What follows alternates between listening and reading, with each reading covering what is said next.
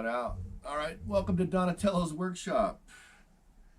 So, look what came today.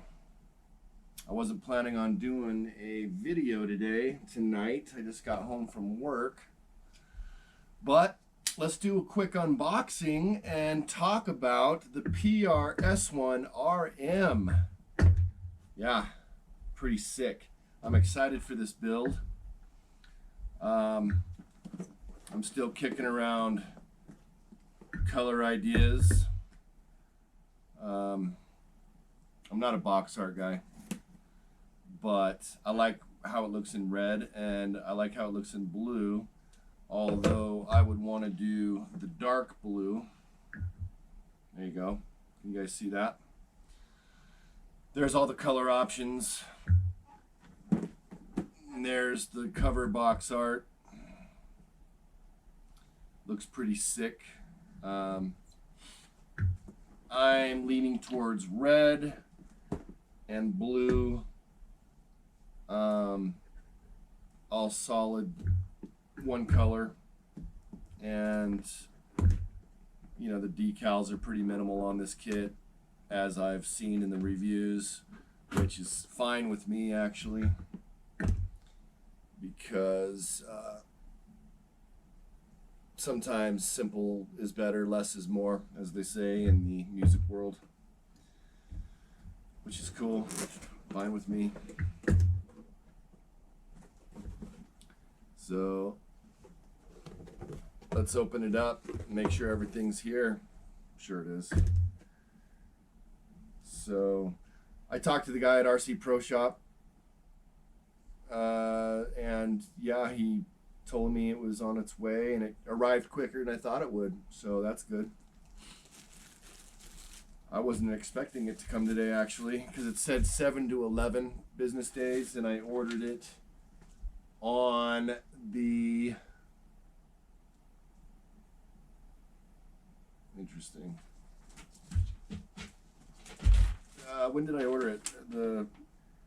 I ordered it on the 12th, and it was a weekend. In fact, it was like a Saturday night, and then it shipped out on the 15th, I believe.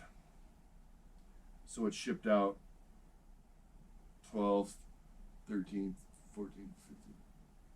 Shipped out on the next Tuesday. And here it is Thursday.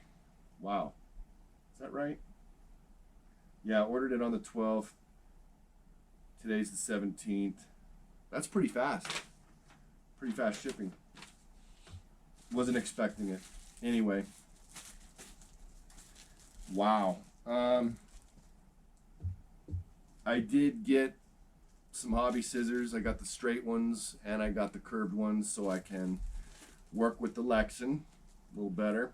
Had to re-up some tools and stuff. I am prepared for the build. I've got a rocket motor coming, 3850 kV. I have not decided on the ESC yet, but I have some ideas. I again consulted with John over at RC Shed,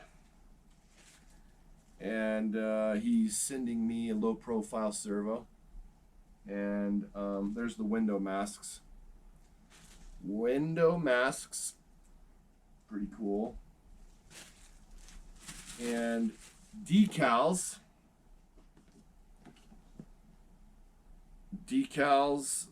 pretty minimalistic as I mentioned, but enough. That's exactly what I need. I don't need more than that. And I'll decal it up with my ESC and motor decals that come, probably my tire decals. I'm not going to run these tires, these stock tires. I'm going to run the Pro line, these ones. I'm going to run these bad boys right here. Because I'm going to dial this thing in and run it on the street. And I don't want to, I'll leave the knobbies for the shelf. Okay? That's kind of what I'm thinking. And this is going to be, I've heard really good things about this build. I've heard really good things about this company. There's the manual. It's got that plastic covering on it. I've heard very good things about the flow of the manual. This build is going to be epic. I did a lot of research on this thing, and pound for the money, this is one of the best kits you can get, opening at $219 for electronics and tax and shipping. Shipping's free. This is one of the best pound for pound kits for retro look buggy. All right, it's a retro buggy with a modern twist, modern materials, modern build, but it's obviously retro looking, right? Looks like a Schumacher Cougar, looks like a B2, looks like a Dirt Master, comparable to all those. You know, that whole range of vehicle. So yeah, this is gonna be epic. Stoked on this. Foams for the tires. I'm gonna put stuff over here. I'm just gonna lay stuff out. Oh yeah. Oh, I can see the gear cover and the springs in bag D. Bag C. Oh, I see the gears, the diff, idler, the spur gear, the slipper clutch and the spring, some arms, bag C. Wow. The wing needs to be cut out. Let's look at this thing for a second. Yeah, I see. So there's the line. There's the cut line. I see the cut line. Yeah. And the protective film is on the correct side. Some of the old kits, you know, the HPI bodies and some RC tin stuff, the film was actually on the wrong side of the wing, which was funny. Yeah, I'm gonna paint the wing. I'm not gonna leave it clear. Color match. I am painting the horse. Looks like easy to cut out. The lines are pretty obvious. And the body. Yep, there's the body. You gotta cut real close up in the line on the nose because it slots in and drops down. I've seen a lot of videos on this build, and so it's a tight fit on the body, but obviously we're going to make that work. Shouldn't be too big of an issue. Protective film. We're going to cut it before we paint it, obviously. Bag B, lots of plastic parts, front arms, bulkheads. Bag B is one of my favorite bags. This is my favorite. Actually, let me move the tires because of the weight. So these are not glued and the foams are not in, but there's your tires. Some Carver ribs on the front and some mini pins on the rear. Probably pretty good for carpet track, right out of the box.